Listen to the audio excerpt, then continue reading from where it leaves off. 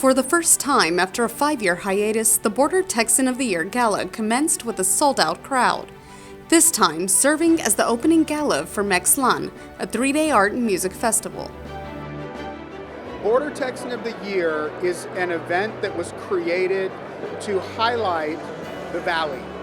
For a long time, in the 1960s, 70s, and 80s, the Valley was very slow to develop.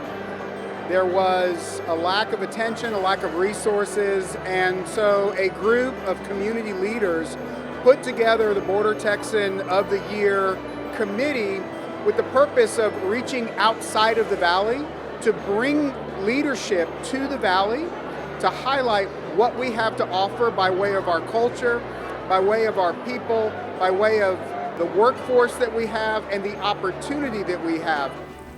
For nearly 4 decades, Border Texan of the Year has highlighted and rewarded community leaders for how they give back.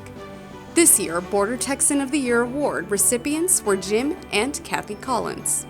It's an opportunity to celebrate giving to the community, generosity, kindness, and at the same time, there's a fundraising element. Several worthy causes in our community are going to benefit from the proceeds.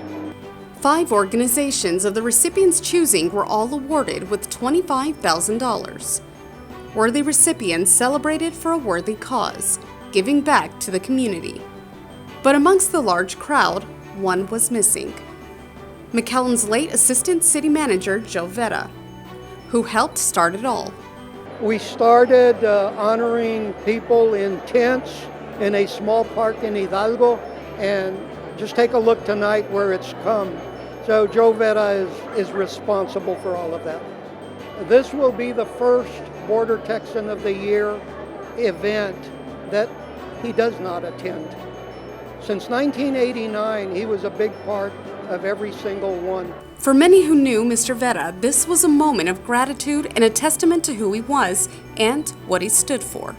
I have known Joe Vera probably for 35 years, worked with him this whole time.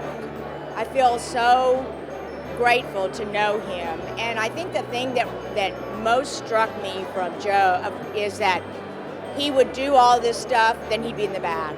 He never wanted any recognition. He never wanted people to announce that he had done it, and he was always the backbone for everything that was done, not only in Hidalgo, but also in McAllen. Joe was a remarkable man. I knew him since I moved to the Valley in 1999, and Joe looked at the Valley as a gem of the world, you know, the 8th wonder. He saw the potential for this community and worked and knew that it was going to take arts, culture, recreation, a desire, creating an environment where people wanted to come and wanted to excel. That was Joe's mission, that was Joe's vision. Building something bigger than what we had.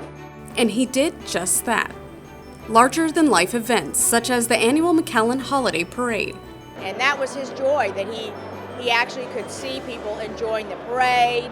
He loved having all the balloons there. I mean, who would bring that? You know, the first in the whole valley south of San Antonio, you find nothing like that. But Joe did. And Joe never said, I brought it. It was always the city of McAllen. So I think that sticks with me, and that's such a lesson for everybody going forward. A reflection of Joe's love, dedication, humility, and kindness were remembered and honored by the Border Texan of the Year Committee by creating a scholarship in his name. Something those who knew him best say he would have loved.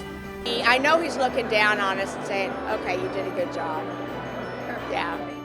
For the City of McAllen, I'm Crystal Garcia.